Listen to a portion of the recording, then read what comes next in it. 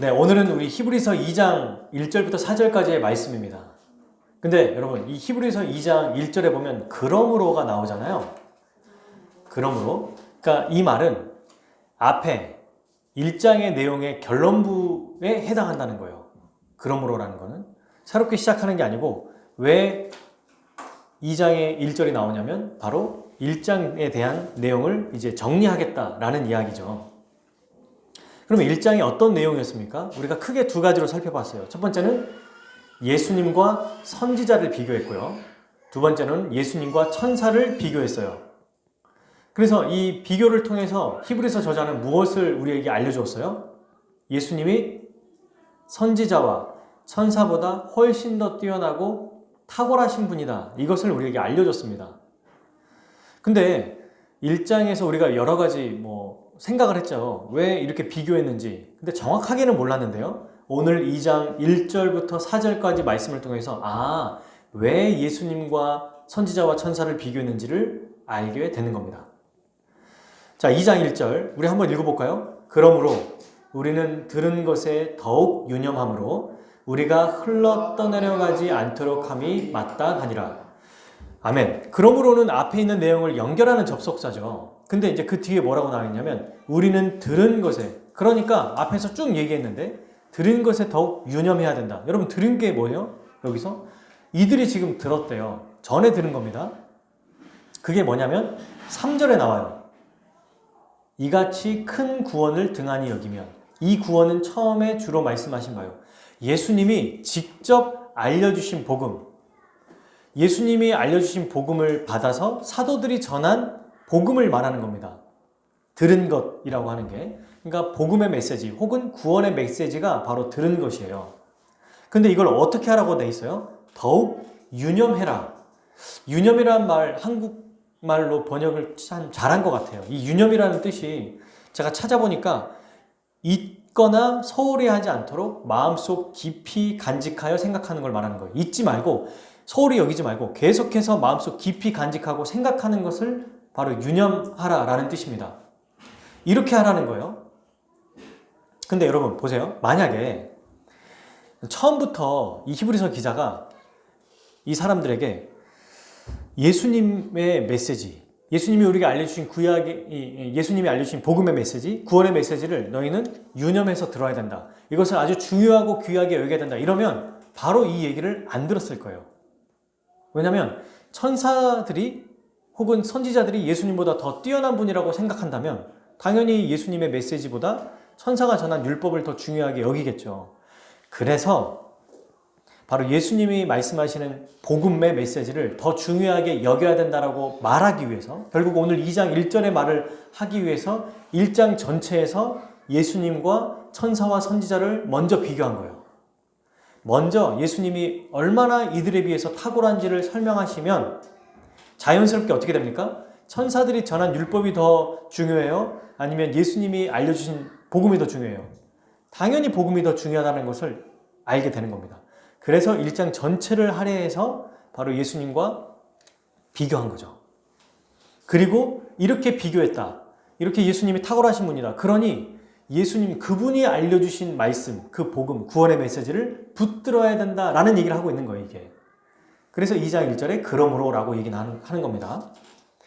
구원의 메시지를 어떻게 하라고 했냐면 마음속 깊이 간직하며 생각해야 된다. 여러분 제가 성경을 보면서 실제로 이렇게까지 복음에 대해서 중요하다고 얘기하지만 더욱 유념해라라는 뜻은 사실 이런 단어는 굉장히 생소하거든요. 왜 이렇게 해야 되는가? 보통 복음을 기억하고 복음의 말씀대로 살아라 이렇게는 얘기하는데 마음속 깊이 간직하고 잊지 말고 소홀히 하지 말고 계속해서 그 복음의 내용대로 살라고 말하는 이유가 대체 뭘까? 바로 1절 뒤에 나오죠. 뭐라고 나옵니까? 우리가 어떻게 흘러 떠내려가지 않도록 함이 마땅합니다. 흘러 떠내려가지 않도록 해야 하기 때문에 바로 들은 것을 더욱 유념하라는 거예요. 여러분, 우리가 흘러 떠내려가지 않도록 해야 된다가 뭐냐면 믿음에서 벗어나지 않도록 해야 된다라는 뜻입니다. 우리가 흘러 떠내려가지 않는다? 믿음에서 벗어나지 않아야 된다. 그렇게 않기 위해서, 믿음에서 너희가 벗어나지 않기 위해서 계속 복음의 말씀을 유념해야 된다라고 말하고 있어요. 이 단어 흘러 떠내려간다가 사실은 헬라어의 파랄레오라고 하는 뜻이거든요. 의미예요. 근데 이게 뭐냐면 우리가 이제 바다에 보면 배들이 많이 있죠. 그리고 항구에 정박해 있습니다. 밧줄이나 아니면 쇠로 이렇게 딱 항구 앞에 정박돼 있죠. 박혀져 있고 닻이 내려져 있고. 근데 흘러 떠내려간다는 거는 항구에 정박돼 있지 않고 배가 점점점 이렇게 흘러가고 있는 걸 얘기해요. 그럼 우리가 이제 배를 타고 있다고 생각해 봅시다. 근데 이 배가 목적지인 항구에 잘 도착하려면 어떻게 해야 돼요? 가만히 놔두면 거의 근처에 왔으니까 그냥 키를 내버려 두고 엔진도 꺼버리고 가만히 있으면 배가 알아서 딱 정착하나요? 아니죠. 가만히 있으면 어떻게 돼요? 그때 뭐 바람이 불고 태풍이 오고 이러면 어떻게 됩니까? 점점 배가 떠내려가는 거예요. 그래서 어떻게 해야 돼요? 떠내려가지 않게 하려면 정신을 차리고 엔진을 다시 켜고 운전대를 잡아서 바람이 심하게 불수록 어떻게 됩니까? 더 운전대를 잘 잡아야 돼요. 떠내려가지 않도록. 이렇게 하라는 겁니다. 그냥 내버려 두면은 떠내려가니까 너희가 떠내려가지 않도록 더욱 유념해라.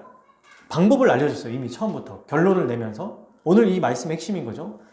복음의 말씀, 들은 것, 이 구원의 메시지를 너희가 유념하며 계속해서 살아야 된다. 유념해야 된다. 라고 얘기하고 있습니다.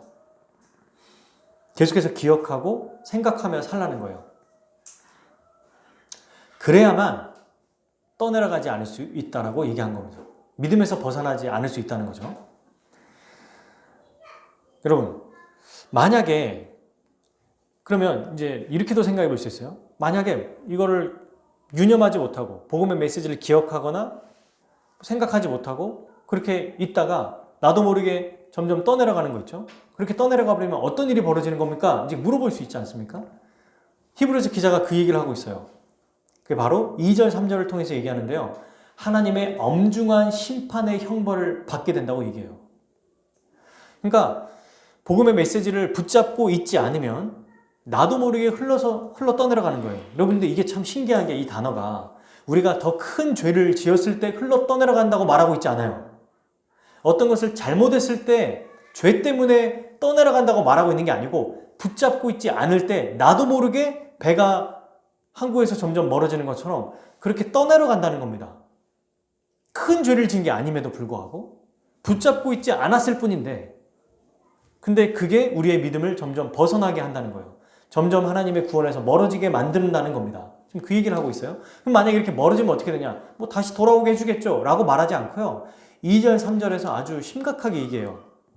먼저 2절. 2절에 대해서 여러분 2절이 이 천사에게 전해준 율법에 대한 설명을 하는데요. 이 설명을 통해서 나중에 3절이 더 지금 심각하다는 걸 보여주는 거예요. 비교하고 있어요. 바로 3절을 얘기하면 되는데 2절을 먼저 얘기하는 겁니다. 이 하나님의 심판이 얼마나 엄중한 것인지를 더 극적으로 보여주기 위해서 말하는 거예요. 그래서 2절 보세요. 천사들을 통하여 하신 말씀이 견고하게 돼요. 이 말은 뭐냐면 천사들에게 뭘 주셨습니까? 하나님이 사람들에게 율법을 주셨죠. 그 말씀, 율법을 하나님께서 주셨는데 이 율법에도 권위가 있어. 견고하게 돼요. 그러니까 이 율법에도 권위가 있다는 거예요. 하나님의 말씀 주시는 것도. 그러니 이 율법을 안 들었던 자들 어떻게 됩니까? 모든 범죄함과 순종하지 아니함이 공정한 보응을 받았어요. 생각해보면 모세가 율법을 받았을 때 이스라엘 백성들이 하나님의 백성이었습니다. 그죠? 그들이 큰 죄를 짓지 않았어도 생각해보면 모세 이후에 여호수아 이후에 사사기 말씀을 생각해 보십시오. 그들이 특별하게 뭘 하지 않았어요. 큰 죄를 짓지 않았다고요. 갑자기 막 제단을 쌓은 게 아니라 하나님께서 하지 말라고 하는 율법을 그냥 조금씩 어겼을 뿐이에요.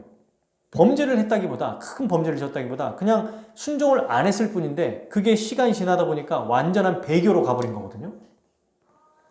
그래서 그럴 때마다 어떤 일이 벌어졌어요. 이 당시에는 율법에 순종하지 않을 때마다 심판을 받았습니다. 그죠? 불뱀이 나타나서 광야 이스라엘 백성을 물려서 죽인다든지 전염병에 걸려서 죽는다든지 이방 나라의 침략을 받아서 많은 사람들이 죽었어요. 그러니까 하나님이 전해주신 그 율법은 하나님의 법이기 때문에 거룩하지만 예수님이 전해주신 그 복음에 비해서는 불완전하고 또 부분적으로 부분적인 것뿐이에요. 완전하지 않습니다. 모든 이 복음에 대해서는 예수님이 가지고 오신 거니까. 그러니까 이렇게 불완전하거나 완전하지 않는 이 율법에도 이런 권위가 나타나서 이 말씀을 안 들었을 때 이런 큰 심판을 받았는데, 하물며 3절 한번 읽어볼까요? 우리가 이같이 큰 구원을 등한히 여기면 어찌 그 보응을 피하려. 네, 생각해봐라.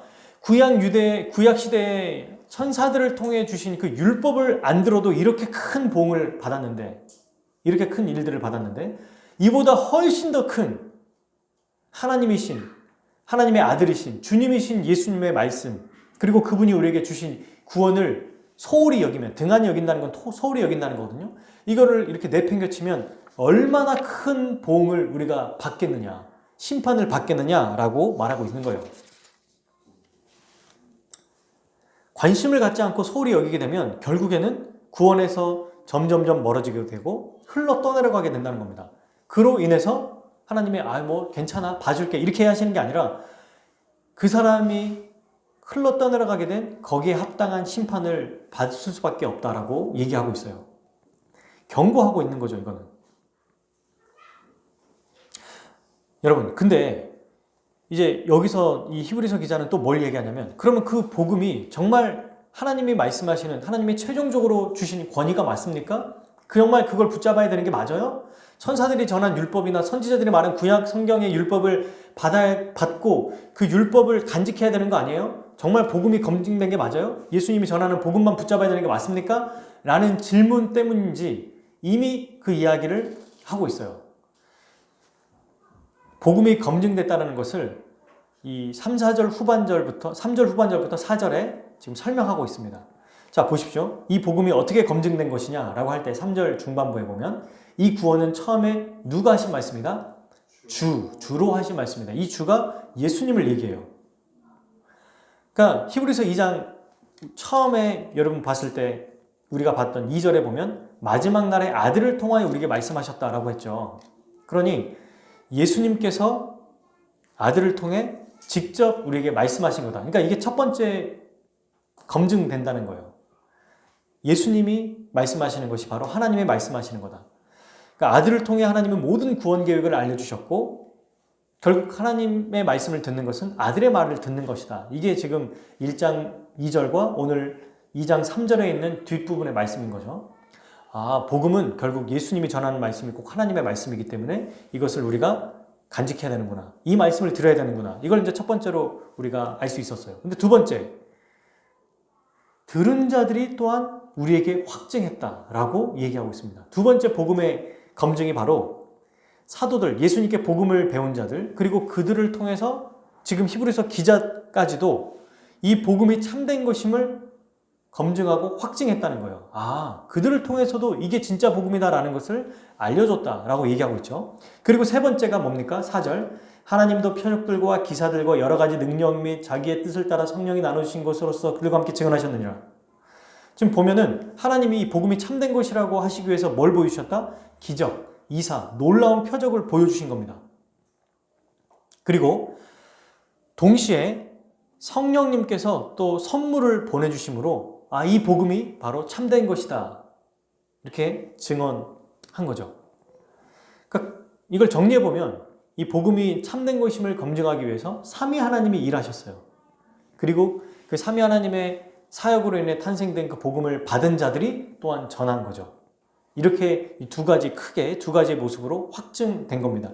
그러니 이 복음, 구원의 메시지, 예수께서 우리에게 알려주신 이 구원의 복음을 더욱 우리는 마음 깊이 새기고 기억하고 생각하며 살아야 된다. 이렇게 얘기하고 있습니다. 근데 여러분, 이 말씀을 우리가 딱 들었을 때 어느 정도 말씀을 알고 있는 사람들은요, 두 가지 궁금증이 생깁니다. 그래? 어떤 게 생기냐면, 첫 번째, 분명히 한 번 믿으면 구원이 취소될 수 없기 때문에 영원한 거 아니야? 이렇게 생각하고 있다는 거예요. 그쵸? 맞아요. 이사야 46장 4절에 보면 이렇게 말씀하고 있어요. 내가 너희를 품을 것이라. 내가 지었은즉 내가 업을 것이요 내가 품고 구하여 내리라. 요한복음 10장 28절도 예수님이 이렇게 얘기하십니다. 내가 그들에게 영생을 주노니 영원히 멸망하지 아니할 것이요. 영생을 주시면 그 영생은 영원히 어떻나? 멸망하지 않는다. 또 그들을 내 손에서 빼앗을 자가 없느니라. 그러니까 한 번 믿으면 영원히 안전하다는 거거든요. 근데 방금 우리가 아까 살펴봤을 때 히브리서 기자는 뭐라고 하는 거예요? 흘러 떠내려갈 수도 있으니 조심하라고 지금 얘기하고 있잖아요. 그러면 여러분 로마서 말씀에서도 보면 이 세상에 어떤 것도 죽음까지도 우리를 하나님의 사랑에서 끊을 수 있다 없다? 없다라고 얘기하고 있습니다. 그러면 지금 아까 말한 것처럼 한 번 믿으면 이 구원이 영원한 거 아니야? 라고 하는 이게 지금 뭔가 모순돼 보여요. 그거와 믿어도 뭔가 제대로 붙잡지 않으면 흘러 떠내려간다라는 말이 뭔가 모순되는 것처럼 보입니다. 그죠? 근데 여러분 이것은 모순되는 얘기가 아닙니다. 뭘 얘기하는 거냐면 한 번 믿었을 때 구원이 취소되지 않는다? 맞아요. 근데 많은 사람들은 한 번 믿었으니까 땡이다 라고 하면서 자기 마음대로 살거든요. 이렇게 생각하며 살아가는 사람들이 있어요. 실제로 교회 안에서도. 근데 그런 분들은 지금 이 말씀에 대해서 생각해 봐야 돼요. 우리도 마찬가지죠. 지금 여기서 구원은 이게 두 가지 모순대처럼 보이는 거. 제대로 한 번 믿었을 때는 구원이 취소되지 않는다. 그런데 믿음 생활 하다가도 흘러 떠내려가서 구원이 취소될 수 있다. 이 두 가지가 어떻게 상응하냐면, 어떻게 하나로 이어지냐면, 바로 이것은 뭘 얘기하는지가 중요한 거예요. 이거는 참된 믿음을 가지고 있느냐, 거짓 믿음을 가지고 있느냐, 이게 중요한 거예요. 진짜 참된 믿음을 가진 자는 영원히 구원이 취소되지 않습니다. 참된 믿음 때문에. 그런데 자기가 참된 믿음이라고 생각하고 있는데 이 사람의 착각인 거예요. 그런데 알고 봤더니 나중에 변절하게 된 겁니다. 참된 믿음을 가진 자는 절대로 구원이 취소되지 않아요. 믿음에서 흘러 떠내려가지 않습니다. 그럴 수가 없어요. 우리 주 예수 그리스도가 우리를 위해 중보하시고 성령을 보내주셨고 하나님 아버지께서 우리를 끔찍하게 사랑하시니까. 그러나 가짜 믿음을 가진 자들은 자기를 점검하지 않으면 자기가 참된 믿음인지 아닌지 확인하지 않고 마치 그냥 스스로 나는 참된 믿음을 가진 자라고 하면서 살아가는 자들 중에는 반드시 흘러 떠내려가게 될 수 있다는 것을 얘기하는 겁니다. 그러니 여러분 지금 여기서 이 말씀은 뭘 얘기하는 거예요? 우리에게? 우리 자신의 믿음을 어떻게 해라? 점검해야 된다는 것을 먼저 말하고 있습니다. 크게 우리 믿음을 지키기 위해서 두 가지를 얘기하고 있어요. 히브리서 기자는. 그게 지금 얘기한 것처럼 내포된 의미. 바로 첫 번째, 우리 자신의 믿음을 뭐 해야 된다? 점검해야 된다. 내 믿음이 참된 믿음인지 아닌지 확인하라는 거예요. 왜냐하면 참된 믿음이 아니면 어떻습니까, 여러분? 이 믿음이 참된 믿음이 아니면 성령님을 받지 못해요. 성령님을 받지 못한 자는 죄를 용서 못 받죠? 그러니 어떻게 돼요? 구원받지 못하는 거예요. 믿음의 3요소 아시죠? 지식, 동의, 신뢰예요. 믿음으로만 하나님 나라에 들어가는 겁니다. 그런데 이 믿음에서 세 가지 요소 중에 하나만 빠져 있어도 이 믿음이 검증되지 않았기 때문에 하나님 나라에 못 들어가는 거거든요. 그러므로 내 믿음이 참된 믿음인지 계속해서 우리에게 검증하라, 점검하라 이렇게 얘기하고 있습니다. 베드로서 1장 10절에서 이렇게 얘기해요.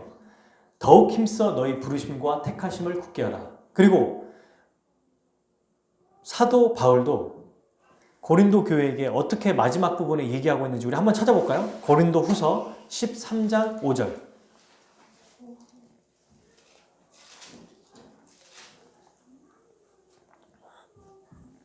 우리는 예수님을 믿으면 안전하다. 그러니 이제 그냥 말씀대로 살면 되지. 이렇게 좀 편안하게, 안전하게 생각하고 살아갑니다. 네, 그렇죠. 그런데 히브리서 기자는 오늘 그렇게 얘기하지 않죠. 떠내려가지 않도록 복음을 붙잡고 계속 살아가라고 얘기해요. 히브리서만 이 말씀을 하고 있는 게 아닙니다. 아까 베드로후서도 얘기했지만 여러분 고린도후서 13장 5절 읽어보겠습니다. 시작. 너희는 믿음 안에 있는가? 너희 자신을 시험하고 너희 자신을 확증하라. 네. 그죠? 13절, 5절 앞부분에 보니까 뭐라고 돼 있어요? 지금 너희가 여러분 고린도 교회는 어때요? 지금 이미 고린도 전서도 전했고 후서도 전하면서 교회 안에 복음을 아는 자들입니다. 사랑하는 여러분. 복음을 아는 자들이에요. 근데 후반부에 뭐라고 얘기해요? 네가 믿음이 있는지 없는지 네 자신을 뭐해라 먼저 시험하라고 나와 있어요. 그 다음에 시험한 다음에 테스트하라는 거예요. 진짜 믿음이 있는지 없는지. 그리고 확증하라고 얘기합니다.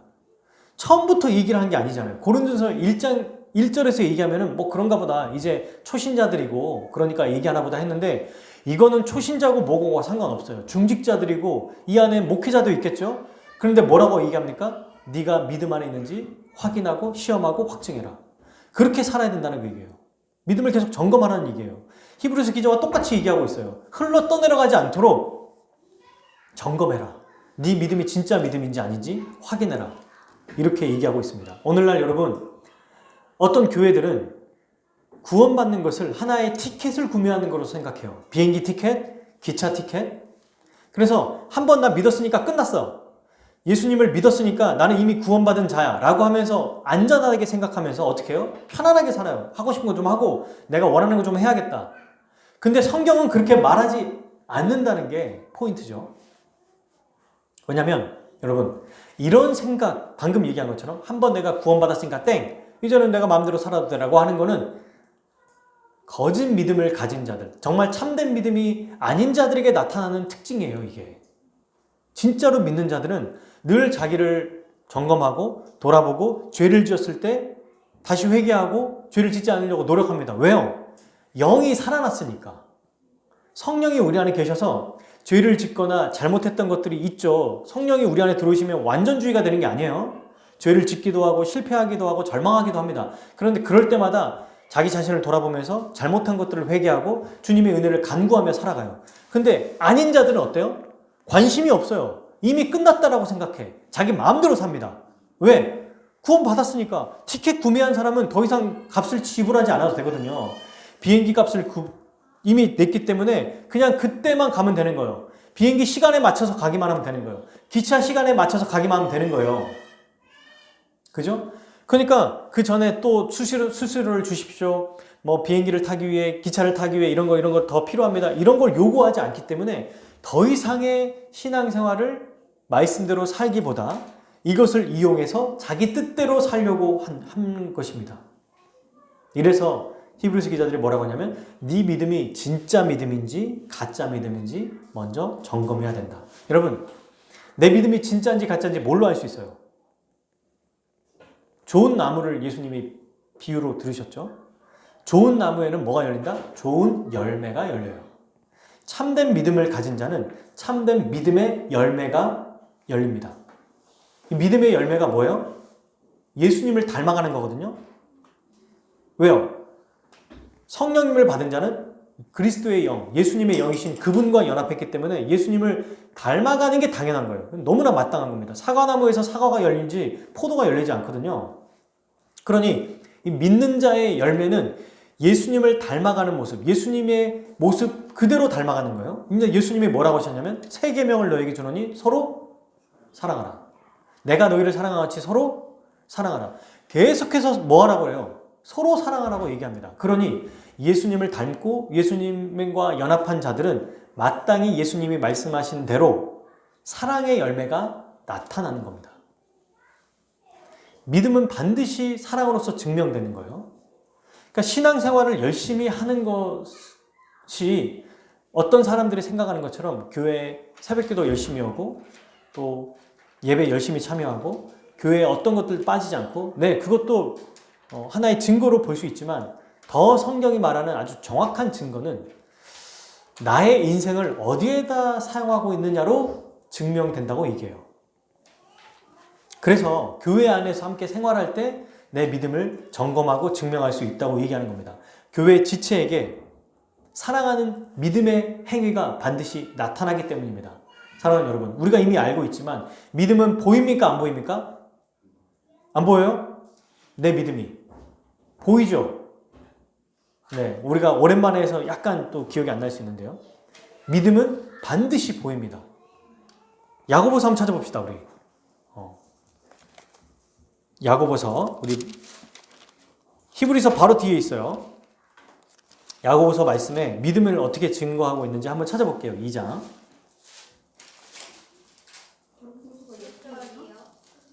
2장 14절부터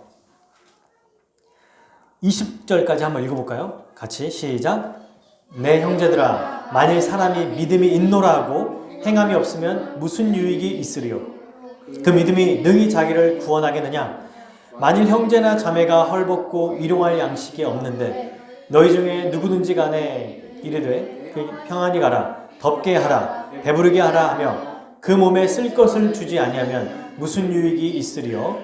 이와 같이 행함이 없는 믿음은 그 자체가 죽은 것이라. 중요해요. 이제 어떤 사람은 말하기를 너는 믿음이 있고 나는 행함이 있으니 행함이 없는 내 믿음을 뭐 어떻게 하라? 내게 보이라. 나는 행함으로 내 믿음을 너에게 보이리라 하리라. 내가 하나님은 한 분이신 줄을 믿느냐? 잘하는도다. 귀신들도 믿고 떠느니라. 아, 허탄한 사람아, 행함이 없는 믿음이 헛것인 줄 알고자 하느냐? 아멘. 지금 히브리서 기자도 뭐라고 말합니까? 믿음이 보인다, 안 보인다? 보인다. 믿음은 심리적인 어떤 상태를 얘기하는 게 아닙니다. 왜요? 지식, 동의, 신뢰에서 반드시 행함이 동반되어 있기 때문에 그 사람의 살아가는 삶을 통해서, 그 사람의 행동을 통해서 이 사람이 참되게 믿고 있는지 안 믿고 있는지를 증거한다는 거예요. 자기의 삶을 통해서. 이 삶을 뭘로 증명합니까? 사랑의 삶이 나타나느냐 나타나지 않느냐로 증명하는 거예요. 이게 보인다는 거예요. 그래서 여러분 야고보서도 이 기자가 뭐라고 말합니까? 야고보가 2장에 행함이 있는 믿음을 뭐로 설명해요? 15, 16절. 일용한 양식을 주는 거, 배부르게 하는 거, 쓸 것을 도와주는 거, 이게 바로 믿음의 증거라고 아예 그냥 처음부터 상정하고 얘기하고 있잖아요. 이게 믿음의 증거다. 이 믿음의 증거가 없으면 아무리 종교 생활을 열심히 해도 그건 참된 믿음이 아니다. 예수님은요, 누구보다도 열심히 믿음대로 살았던, 말하자면 이들이 생각하는 율법을 지키고 율법대로 순종하며 살았던 바리새인들에게 독사의 새끼들이라고 욕했습니다. 왜요? 그들은 자기를 위해 살았거든요. 종교 생활은 했지만 그게 자기의 유익을 위해 살았던 거예요. 자기가 이런 사람이라는 것을 보여주기 위해서 금식했고, 이런 사람을 보여주기 위해 또 기도하고, 회당 앞에서나 시장 어귀에서나 자기의 자랑을 떠들면서 살았었던 거예요.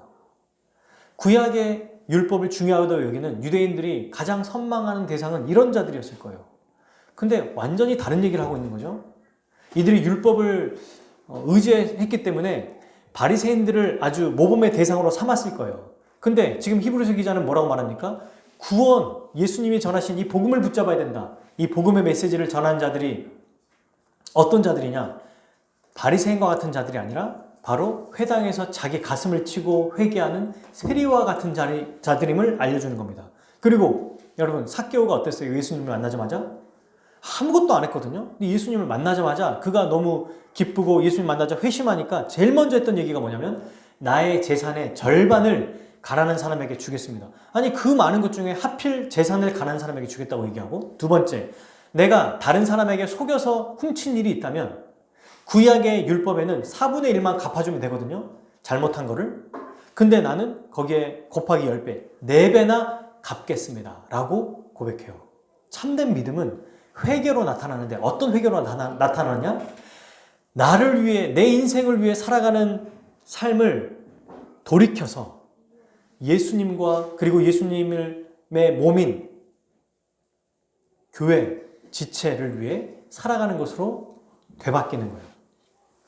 이게 바로 참된 믿음을 가진 자의 모습이라는 거죠. 이게 지체를 사랑하는 행위가 반드시 나타나는 게 바로 참된 믿음의 열매입니다. 이 믿음은 보일 수밖에 없어요. 항상 나를 위해 살다가 다른 사람을 생각하고 사랑하게 되면 뭐라도 나오거든요. 여러분, 연애할 때를 생각해 보세요. 지금 가족들 중에서도 아이들을 사랑할 때 부모가 자녀를 사랑한다고 하는데, 또는 남자가 여자가 남자를 사랑하는데 가만히 있습니까? 뭐라도 주고 싶죠. 그러니까 어른들이 딱 보면은 우리 예담이나 아니면 우리 예준이 또래 된 애들이 서로 막 좋아하는 게 눈에 보여, 안 보여? 만약에 진짜 좋아하고 있으면 보여, 이게. 걔를 볼 때 막 얼굴이 붉어진다든지, 아니면 막 선물을 준다든지, 괜히 그 주위에 서성거린다든지, 보면 딱 보이는 거예요. 너무너무 사랑하니까. 보입니다. 그죠? 이 증거가 있는지 너희가 점검해라 라고 얘기하고 있어요. 여러분, 참된 믿음이 없는데 이걸 흉내내는 건 안 돼요. 만약에 안 사랑하는데, 사랑하지 않아요. 근데 사랑하는 것처럼 흉내내는 거는 한계가 있어요. 언제 나와요? 아주 힘들거나 어려울 때, 어려운 상황이 딱 닥칠 때, 그때 비로소 빛을 발해요. 진짜 사랑은. 믿음도 마찬가지입니다. 그냥 이렇게 만약에 내가 안 사랑하면 구원이 없다고? 그럼 나 구원받기 위해서 사랑해야겠네? 이렇게는 안 되는 거예요. 한계가 있어요. 한계에 부딪히고 불가능합니다. 안 돼요. 왜냐하면 참된 믿음은 우리의 힘으로 생기거나 만들어지는 게 아니기 때문이죠. 전적인 성령의 역사로 참된 믿음이 생기는 겁니다. 이거를 에베소서 2장에서 뭐라고 말합니까? 하나님의 은혜다.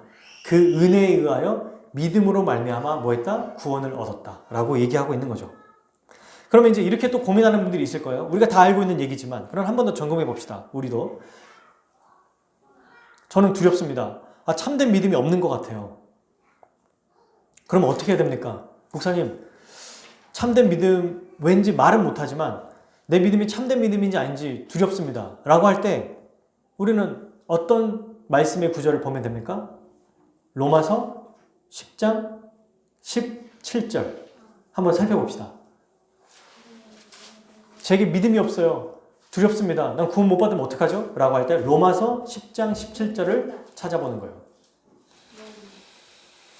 자, 10장 17절 우리 예담이와 예준이가 한번 같이 읽어주면 좋겠어요. 같이 읽어볼게요. 예담이랑 예준이가 시작. 그러므로 믿음은 들음에서 나며 들음은 그리스도의 말씀으로 말미암으니라. 아멘. 저는 믿고 싶은데 믿음이 없어요 라고 할 때 어떻게 하면 된다고요? 말씀을 들으면 돼요. 자, 히브리서 기자와 똑같이 얘기하죠. 뭐를 유념하고 계속 기억해라? 들은 것. 여기서도 계속 믿음을 점검하기 위해서 뭐 해라? 그리스도의 말씀을 들어야 된다라고 얘기합니다. 그러니까 그리스도 말씀을 들을 때 어떻게 돼요? 믿음이 생기고 그리스도의 말씀을 계속해서 들을 때 어떻게 됩니까? 믿음이 유지되는 거예요. 믿음이 더 견고해지는 거예요. 믿음으로 더 안전하게 살아가게 된다는 거예요. 그리스도의 말씀이 바로 그런 겁니다. 이처럼 여러분 내 믿음이 불안하다면 복음의 말씀을 다시 들으면 돼요. 참된 믿음이 생길 때까지 계속해서 듣고 또 들어야 됩니다. 그런데 여러분 이거를 귀중하게 여기지 않는 자들이 있습니다. 그래서 이 히브리서 기자는 두 번째 지침을 내리는 거예요. 더욱 유념해라. 지금 계속 반복하고 있죠. 제가 더욱 유념해라. 더욱 그 말씀을 붙잡아라. 여러분 진짜 믿음이 있는 사람들은 이런 얘기를 안 해도 계속해서 예수 그리스도에 대해서 알아가고 싶고 그 은혜에 거하고 싶고 죄를 질 때마다 다시 또 아뢰고 그리스도를 의지하고 이렇게 살아가면서 점점점 충만해지고 풍성해지거든요. 더 그리스도를 닮아가게 돼요. 그러니까 이 사람들에게는 물론 필요하지만 더 언급을 해주면서 더 안전하게 살아가게 하는데 이보다 더 심각하게 지금 얘기하는 대상들이 바로 누구냐? 불안하니까 믿음을 계속 들어도 된다라고 생각하기보다 그냥 오케이 이거는 중요하다는 걸 알았으니까 내가 나중에 이거 좀 들을게요. 중요한 거 먼저 하고 이런 자들에게 지금 더 아주 중대하게 얘기하고 있는 겁니다. 대상은 같은 사람들인데 참되게 믿음을 믿고 있는 자들에게도 믿음을 점검하라고 얘기하고 있고 제대로 안 믿고 있는 사람들에게도 믿음을 점검하라고 얘기하고 있어요. 그런데 여러분 더욱 유념하라고 하는 말은 누구에게 더 아주 절실하게 다가오냐면 우리같이 정말 믿음에서 살아가는 자들 뿐만 아니라 또 믿는다고 말하는데 지금 나는 이거는 나중에 좀 믿어도 될 것 같아요 라고 하는 사람들에게 더 절실하게 이것을 얘기하고 있다는 거죠. 그럼 보세요. 만약에 이렇게 얘기하지 않으면 어떤 사람들이 이렇게 봅니다. 목사님 말씀하시는 거 알겠어요. 근데 제가 좀 바빠요. 요즘에 할 일이 너무 많습니다. 이렇게 이제 얘기하면서 어정쩡한 태도를 취하면서 살아가는 자들이 있습니다. 그래서 그들에게 경고하고 있는 거예요. 여러분, 이 경고는 뭡니까? 협박하는 게 아니에요. 여러분, 주의, 이거 만지지 마시오 라고 하는 거는, 먹지 마시오는 뭐예요? 아, 이거 왜 우리 협박해? 이렇게 말해요? 안전하게 지금 우리를 살게 하려고 해주는 거구나. 고압전류 흐르니까 여긴 접근하지 마시오. 뭐야, 왜 협박해? 왜 못 만지게? 이렇게 말하는 사람 없죠. 바다에 여기는 깊으니까 들어가지 마시오. 뭐야, 왜 나한테 이렇게 못 들어가게 만들어? 이렇게 말하는 사람은 없다는 거예요. 지금 히브리서 기자도 뭐라고 하냐면, 우리를 안전하게 붙들게 하기 위해서, 안전하게 믿음을 붙잡고 살아가게 하기 위해서 경고하고 있는 겁니다. 어떤 자들에게? 어정쩡한 태도를 취하는 자에게. 그런데 그러면 아까 이제 제가 얘기했지만, 이들에게만 이 말씀이 필요한 건가? 성경에는요, 생각해보면 절대로 구원에서 떨어지지 않을 것 같은 자들이 구원에서 떨어진 것을 우리는 목격합니다. 너무 신기한 게, 예수님의 12제자 중에 가룟 유다는 사도였어요. 예수님의 제자였어요. 근데 욕심이 생겨서 사탄이 그 욕심을 이용하고 배교하게 만들었죠. 그리고 바울의 아주 신실한 동역자가 있어요. 데마라고 하는 이 사람도 믿음에서 떨어졌습니다. 바울이 마지막 디모데전서를 썼을 때 제일 마지막 디모데 후서를 쓰거든요. 그리고 이제 순교하게 되는데, 디모데 후서 제일 마지막 절, 제일 끝에서 이제 인사말, 마지막 애진말을 할 때 4장 10절에 이렇게 얘기합니다. 데마는 이 세상을 사랑하여 나를 버리고 데살로니가로 갔다. 데마라고 하는 이 성경에 나올 정도로 유명한 사람이에요. 근데 이 사람이 세상을 사랑해서 오히려 믿음을 버리고 떠났다고 설명하고 있습니다. 물론 여러분, 아까 제가 얘기한 것처럼 택하신 백성은 절대로 구원에서 떨어지지 않아요. 그런데 택하신 백성이기 때문에 아무것도 하지 말고 가만히 있으라고 말하지도 않습니다. 참된 믿음을 가진 자들은 내 믿음을 점검해서 일주일에 한 번 어쩌다가 아니라 점검할 뿐만 아니라 계속해서 복음을 기억하고 간직하고 복음으로 살아가는 일을 하는 거예요. 그렇게 하라고 얘기하고 있어요. 여러분, 그래서 우리는 이 말씀을 듣고 그냥 한 번 점검하고 끝나는 게 아니라 지속적으로 그 복음의 말씀을 붙잡아야 되겠죠. 왜요? 택한 백성은 반드시 구원에서 떨어지지 않는데, 이 택한 백성은 오직 하나님 아버지만 아시거든요. 누가 정말 택한 백성인지 아닌지 몰라요. 우리가 신앙생활 하다가 모든 것들을 다 확신할 수 없는 거예요. 모르는 겁니다, 우리는. 어떤 장로님이, 어떤 목사님일지라도 이분이 정말 너무 훌륭한 목사님인데 어느 날 거의 말년쯤에 믿음을 버리고 떠나게 되는 경우가 종종 있거든요. 그러면 이분은 택한 분이 아닌 거죠. 하나님이 택했다가 버린 게 아니라 이미 처음부터 참된 믿음이 아닌 분이었다는 거예요. 그게 증명이 되는 겁니다. 그런데 여러분, 지금 우리도 여전히 누가 택한 백성인지 몰라요. 그래서 우리 스스로 확신하고 확인하며 점검하며 살아가면서도 동시에 계속해서 믿음에 떨어지지 않도록 어떻게 해야 돼요? 유념해야 됩니다. 그걸 사도 바울이 뭐라고 말했습니까? 너희 구원 이미 다 이뤘으니까 이제 마음대로 살아라 라고 말했어요? 아니요. 어떻게 구원을 이루라고 말합니까? 두렵고 떨림으로 너희 뭐를 이루라? 구원을 이루라. 이미 구원받았었던 자일지라도 계속해서 구원에 머무르라고 얘기하는 거예요. 계속해서 믿음을 붙잡으라고 얘기하는 겁니다. 성경은 참된 믿음이기 때문에 안전하다, 그리고 이제 여러분 마음대로 사십시오 라고 말하지 않아요. 그렇게 말하는 게 오히려 우리에게 유익이 되지 않거든요. 참된 믿음일지라도. 여러분, 그 유명한 우리 믿음의 선배 중에 이렇게 얘기하는 분이 있습니다. 아니, 믿음 점검을 왜 이렇게 하라고 합니까? 이제 얘기했더니 이 성도들이, 이분이 이렇게 얘기했어요. 생각해 보십시오. 자기가 참된 믿음인지 아닌지 점검도 안 해서 나중에 딱 죽었는데 하나님 앞에 딱 갔을 때 나 지금까지 진짜인 줄 알았는데 가짜였네? 라고 하는 게 낫냐? 아니면 나 가짜일지도 모른다 하면서 막 두렵고 떨림으로 막 점검해서 마지막에 딱 죽어서 갔더니 뭐야, 나 진짜 참된 믿음 맞잖아, 나 신자 맞잖아 라고 하는 게 낫냐? 라고 비교를 하는 거예요. 당연히 후자가 낫죠. 점검을 안 해가지고 자기 착각에 빠져서 가짜 믿음인지도 모르고 그렇게 죽어버리면 얼마나 불행해요. 그러니까 성경은 사도 바울을 통해서, 베드로를 통해서, 히브리서 기자를 통해서, 야고보를 통해서 계속적으로 이미 믿고 있다고 하는 신자를 통해서 뭘 말합니까? 너의 믿음을 점검하고 복음을 붙잡고 살아라. 저 복음을 붙잡고 살아요. 그래? 근데 그걸 너 인생의 중심으로 두고 살고 있어? 그렇게 안 살고 있다면 흘러 떠내려갈지도 몰라. 그냥 복 받는 정도를 얘기하는 게 아니에요. 히브리서는. 복 못 받을 수도 있으니까 믿었잖아. 근데 상급도 못 받을 수도 있어. 이걸 안 하면 그 별로 관심 없어요. 복 안 받아도 되죠 뭐. 구원 받았으니까. 이렇게 말하고 있지 않습니다. 아예. 떠내려갈 수도 있다. 구원에서 멀어질 수도 있으니까 붙잡아라. 이게 여러분 로이존스 목사님은 이 세상에 우리가 할 일이 많지만 이보다 더 중요한 게 어디 있느냐라고 말하는 거거든요. 왜 이분을 최고의 설교자라고 얘기하냐면 이 세상에 수많은 일들이 있고 할 일도 많고 우리가 뭐 하고 싶은 것, 이루고 싶은 것 많이 있어요. 근데 그보다 더 중요한 거, 가장 시급한 게 뭐냐? 우리의 영혼의 구원입니다. 이보다 더 중요한 게 어디 있어요?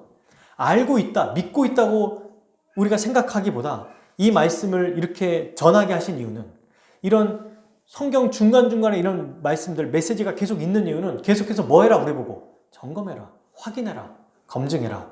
그리고 또 나태해진 우리를 다시 복음을 붙잡으라 라고 지금 얘기하고 있어요. 붙잡으라는 말은 유념해라, 기억해라, 복음 중심으로 인생을 살아가야 된다라고 걸 얘기하는 거예요. 일주일에 한 번 주일날 딱 복음 들었으니까 자, 월요일부터는 다시 이제 이 세상의 삶을 살아야지, 이게 복음을 유념하는 게 아니에요. 이게 들은 것을 붙잡고 있는 게 아닙니다.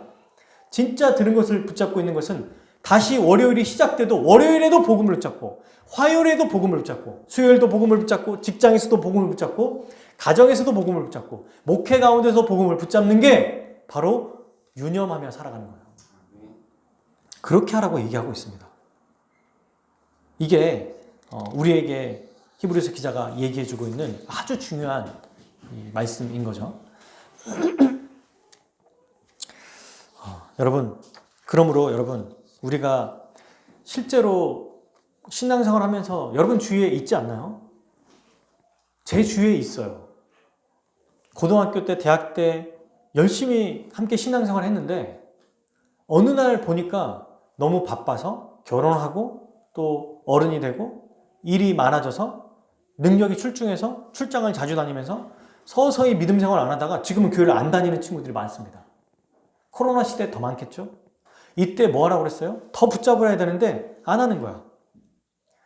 나중에 이분이 다시 돌아오게 될지 또 다시 또 인도하실지 모릅니다. 우리는. 그런데 현재 상황으로만 봤을 때는 참된 믿음이 아닌 것이 지금 보여지는 거예요. 증명된 거예요. 지금 어떻게 이끌어 가실지 몰라요. 우리는 모릅니다.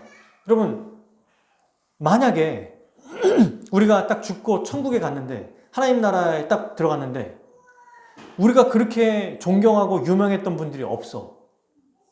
그럼 어떡할 거예요? 우리가 막 존경하고 책에서도 막 인용하고 이런 분들이 없다면 이보다 더 정말 충격적인 게 어디 있겠습니까?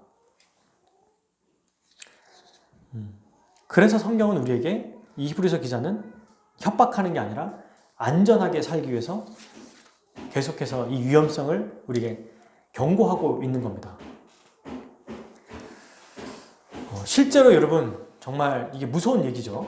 C.S. 루이스가 이렇게 얘기했어요. 우리는 믿는 바를 끊임없이 상기할 필요가 있다.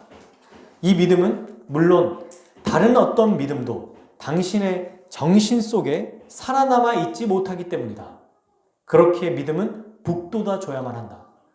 계속해서 믿음을 다시 점검하면서 다시 북돋아야 된다는 거예요. 근데 믿음이 다시 활성화되는 거, 믿음이 다시 살아나기 위해서는 뭐가 필요해요? 복음, 그리스도의 말씀이 필요합니다.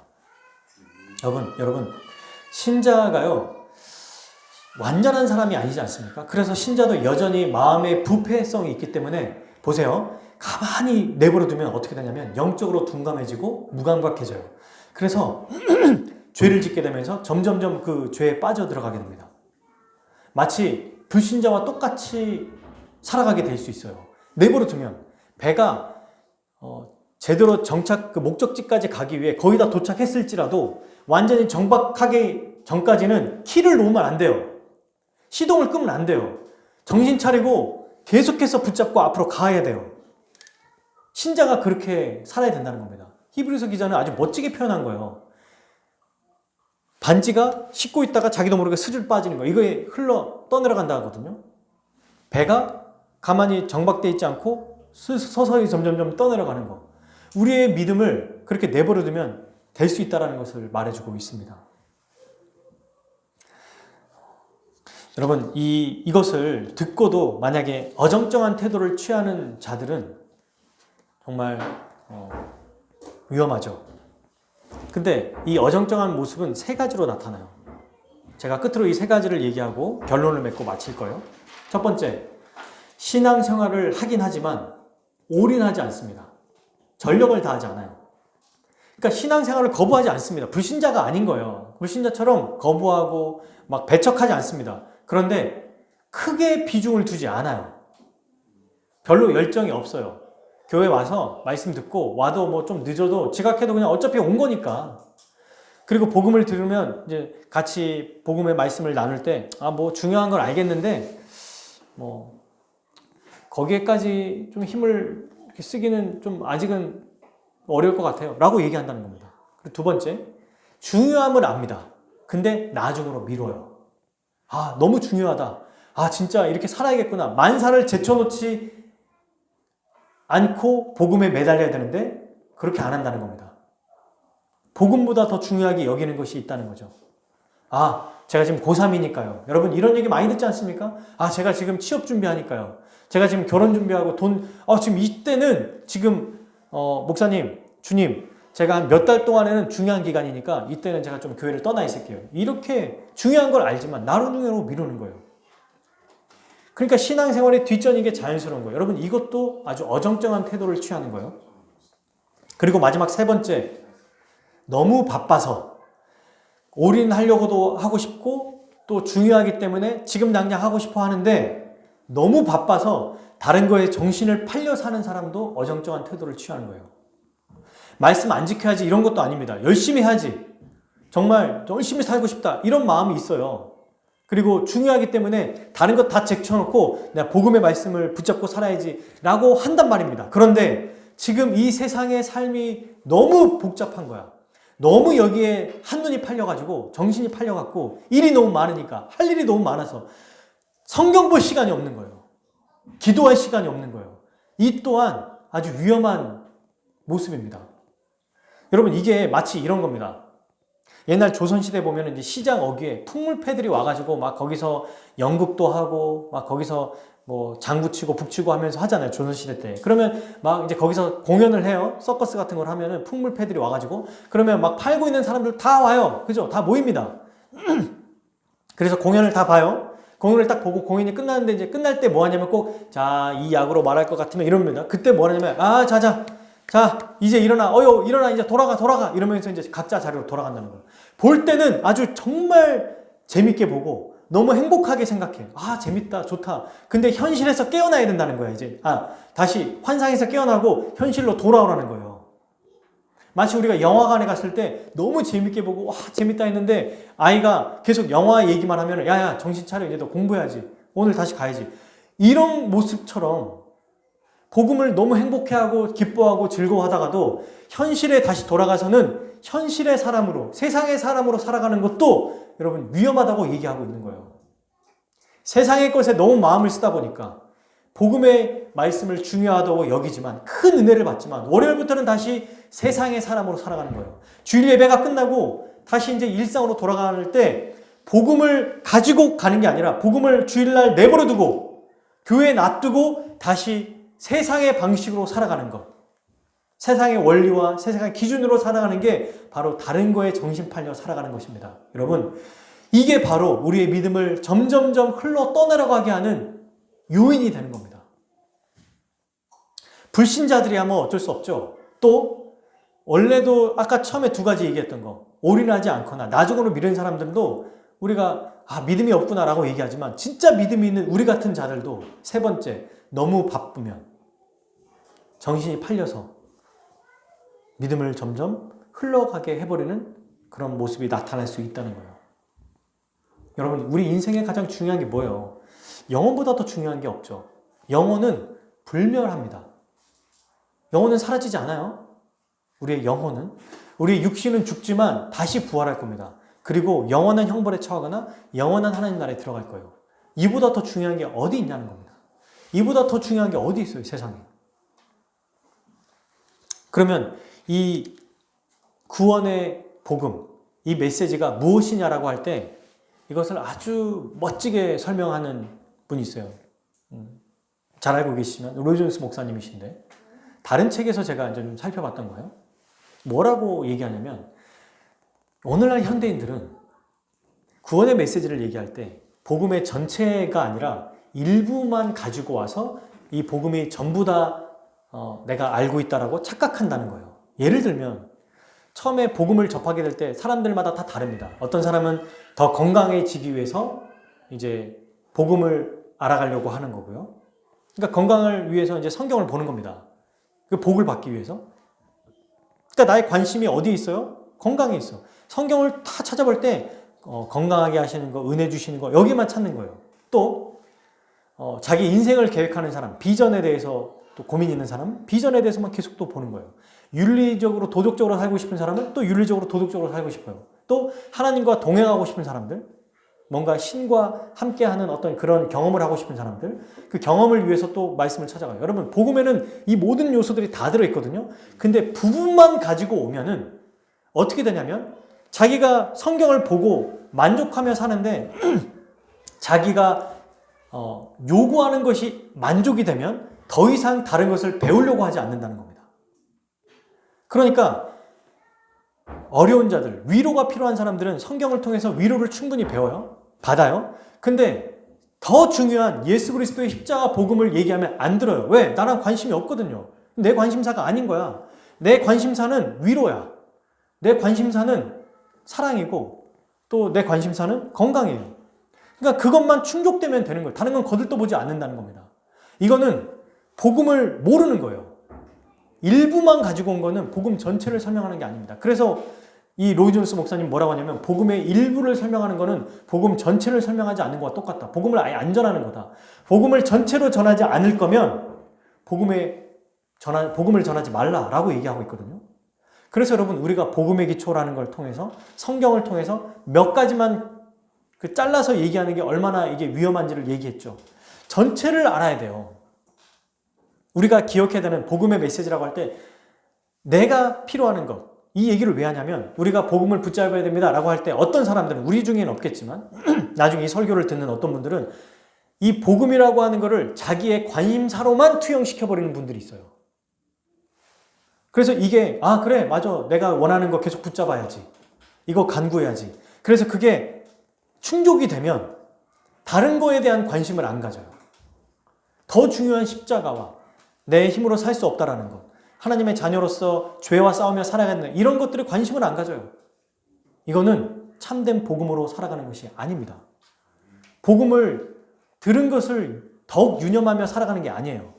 더욱 유념하며 살아가는 것은 복음 전체를 기억하고 전체를 붙잡고 살아가는 게 유념하는 것입니다. 그 중에 핵심이 뭐예요? 십자가 복음을 아는 거. 그래서 첫 번째, 내가 스스로 죄인임을 인정하며 살아가는 게 필요하죠. 복음을 유념하며 살아갈 때. 두 번째, 십자가의 은혜로 날마다 우리 주님 앞에 나아갈 수 있음을 또한 아는 거예요. 마지막 세 번째, 하나님의 자녀로서 이 영적인 싸움을 하며 주와 복음을 위해, 교회를 위해 살아가는 자임을 아는 거예요. 이 세 가지가 분명하게 알고 있어야 이게 바로 복음을 아는 것이고, 이게 복음의 메시지를 가지고 기억하며 유념하며 살아가는 것입니다. 그러므로 사랑하는 여러분, 결론을 맺을게요.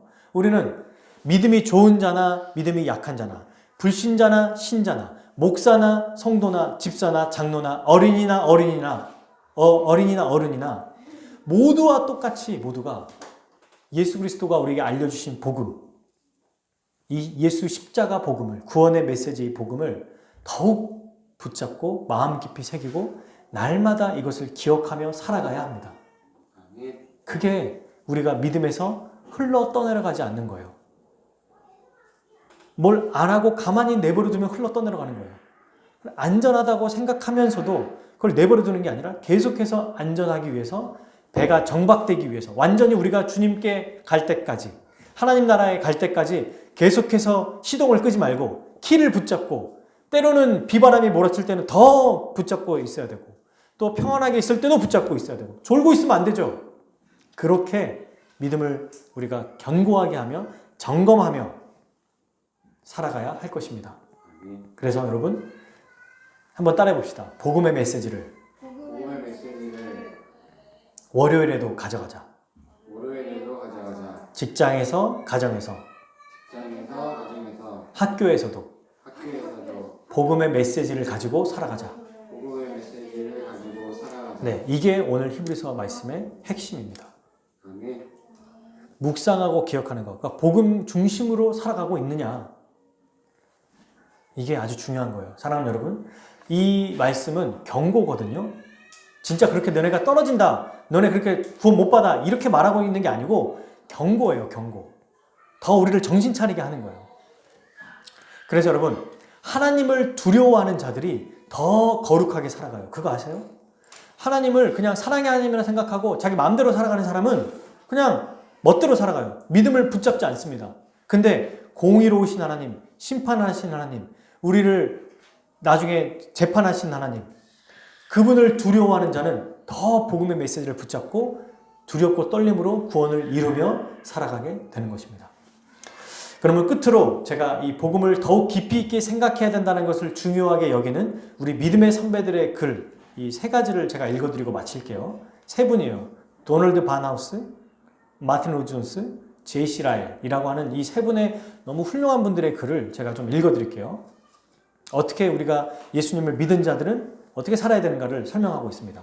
먼저 마틴 로이존스 목사님이 이렇게 얘기해요. 우리의 의와 칭의의 문제에 있어서는 우리가 아무것도 하지 않으며 아무것도 할 수 없고 전적으로 그리스도의 공로라는 것은 아무리 이야기해도 결코 지나치지 않습니다. 그죠? 의롭게 되는 것은 우리의 역할이 아니에요. 이건 하나님이 하시는 거니까, 그분의 은혜니까. 그러나 우리가 일단 구원받고 이 새로운 생명을 부여받게 되면 거룩하게 살아가는 성화의 점진적인 역사는 우리에게 수동적인 태도를 요구하지 않고 능동적이 될 것을 권고합니다. 키를 내버려 두고 이제는 배 거의 다 왔으니까 내버려 두는 게 아니라 계속 붙잡아야 된다는 것을 요구한다는 거예요. 두 번째, 제이시 라일이라고 하는 분의 거룩이라는 책이 있거든요. 이 책을 꼭 추천해드리고 싶어요. 이 책에 이렇게 되어 있습니다. 저는 수고하지 않는 영적인 소득이 없다는 저의 신념을 조금도 주저하지 않습니다. 그러니까 수고하지 않는데 영적인 소득이 없다라고 하는 것을 나는 꺾지 않는다는 얘기죠. 그러면서 이렇게 얘기해요. 신자가 성경 읽기와 주일, 기도 그리고 주일 활용에 노력을 기울이지 않고 상당한 거룩을 이루기를 기대하느니 저는 오히려 차라리 밭에 씨를 뿌리는 것으로만 만족하고 추수 때까지 아무것도 하지 않는 농부의 농사가 성공하기를 오히려 바랄 것입니다. 여러분, 씨를 뿌리고 아무것도 안 하면 당연히 자라지 않습니다. 토양도 갈아줘야 되죠. 퇴비도 줘야죠. 물도 부어줘야 되죠. 너무 추우면 또 따뜻하게 해줘야죠. 그래야 자라잖아요. 근데 오히려 이걸 더 기대하겠다는 거예요. 어떤 자들에게? 신자임에도 성경 읽기, 묵상하기, 기도하기, 주의를 활용하는 이런 노력을 기울이지 않으면 거룩하게 살아갈 수 없다고 얘기하고 있습니다. 마지막으로 도널드 반하우스, 이분은 이렇게 얘기하고 있어요. 그리스도인을 견고하게 하며 옛 세력들을 이기고 새 삶을 살 능력을 그리스도인에게 줄 수 있는 것은 하나님의 말씀입니다. 다른 방법으로는 전혀 불가능합니다. 하나님의 말씀에 대한 연구와 묵상 이외에 다른 방법으로 주님 안에 있는 지혜와 증거의 능력을 얻게 된 그리스도인은 한 사람도 찾아볼 수 없을 것입니다. 만일 우리가 그리스도에게 굳게 붙어 있기를 원하고 믿음의 진보를 바란다면 일생 동안 날마다 성경의 메시지, 복음의 메시지를 세밀한 주의를 기울이는 그 책, 곧 성경의 사람이 되어야 합니다. 사랑하는 여러분, 그냥 복음의 말씀을 들을 때도 지금 우리가 하는 것처럼 괜찮네가 아니라 더욱 전력을 다해서 귀 기울이고 이 세상에 지금 우리가 살아가는데 많은 어려움들이 있고 앞으로도 살아갈 일들이 있겠죠.